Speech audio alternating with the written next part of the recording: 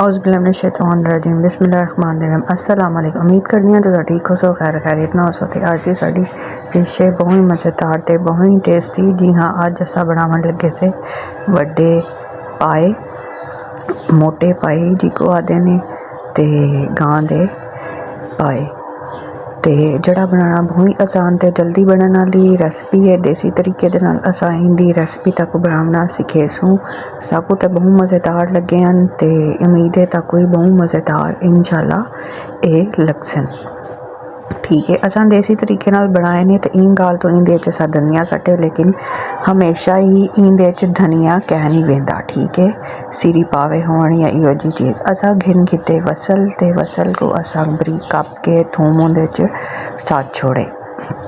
ठीक है, pressure cooker क्योंकि असां जल्दी बनावे तो वाला उंदे च असां साथ छोड़ा ही पानी। ठीक है, पानी करन तो बाद ये देखो साडा ये मसाला जड़ा गया है गल।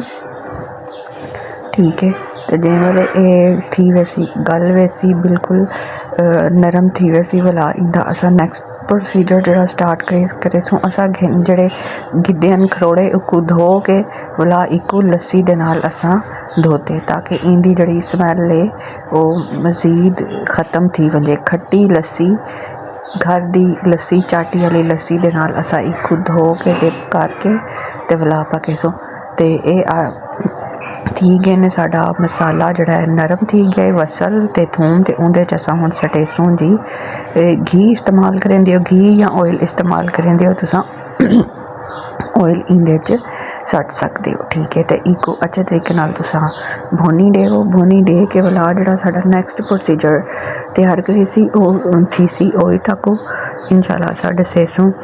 ते वाला असां इको जड़ा है अपने पाए लस्सी च भिगो के रखे उन्हां को धो के ते इंदे च असां सट छुड़ेसूं।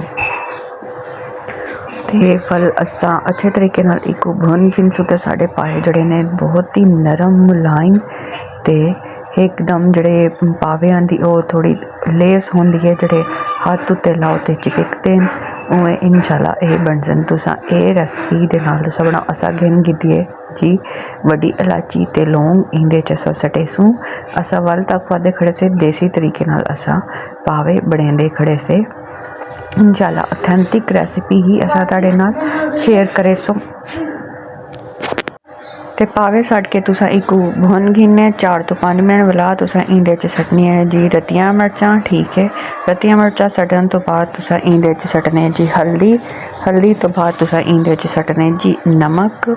ठीक है, अपने टेस्ट के अकॉर्डिंग तुसां नमक इंदे च सट गिनने, जितना तुसां सालन अपना पकेंदे खड़े उनके हिसाब के नाल तुसां इको सट गिने वाला तुसां इंदे च अच्छे तरीके नाल जड़ा है वो मिक्स कर गिनने, ताकि मसाला जड़ा सारा लग वजे इन्हां दे उत्ते। जे वाले इन्हां दे उत्ते भुनी आवे सी भुनी तो बाद असां इंदे च जड़ा नेक्स्ट प्रोसीजर है वो असां इंदे च स्टार्ट करेसूं। ठीक है, इंदे च असां बिया ही स्टार्ट करेसूं ते इंदे च असां धनिया ही सट्टे, क्योंकि जड़े ऑथेंटिक रेसिपी है उंदे च धनिया कह नहीं वेंदा। हमेशा ही तुसां याद रखने। मेरे को कमेंट ही बड़े आसन कि तुसां धनिया सट्टे ते धनिया जड़ा है पावियां दे शोरबे उत्ते या पाविया उत्ते नहीं वेंदा। बोंग होवे या सिरी पावे छोटे वड्डे होवन उंदे च धनिया नहीं वेंदा। ऑलमोस्ट साडे पावे गए ने गल उन्हां को आ गई है अच्छे तरीके नाल भुनी ते वाला असां इंदे च हुण सटेसूं अपने शोरबे के अकॉर्डिंग पानी। नाल ही साडा शोरबा ही पक वे सी ते नाल ही जड़ा प्रेशर कुकर असां लाया है ते उंदे च असां ये साडे पावे ही गल वेसन।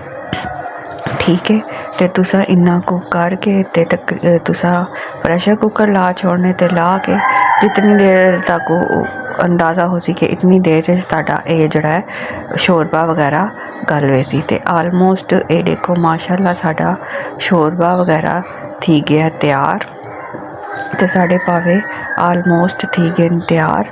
अल्हम्दुलिल्लाह बहुत मज़ेदार ते बहुत टेस्टी थी गए तैयार। ते साढ़े घर ही दावत कहीं स्पैशल उन्होंने पावे बनवाए हैं अपने कीते। ते उम्मीद है ताको ये रेसिपी पसंद आई हो सी। पसंद आई है तो लाइक शेयर कमेंट तुसा ज़रूर करने ते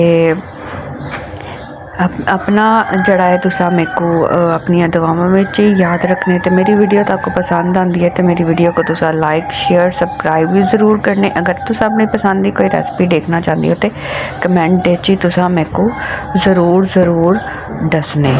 तो मिलते हैं ताकू इहो जी एक बहुत ही मज़ेदार रेसिपी दे नाल। ते उन वाले तक साकू दियो इजाज़त। ते इजाज़त तो पहले तुसा मेरे चैनल को ज़रूर लाइक करने सबसक्राइब करने। तो मेरी वीडियो को तुसा अगर लाइक कहना किया तो भला तुहाडे नाल थी वैसी लाइक। मिलते हैं एक नई वीडियो च। अल्लाह हाफिज़।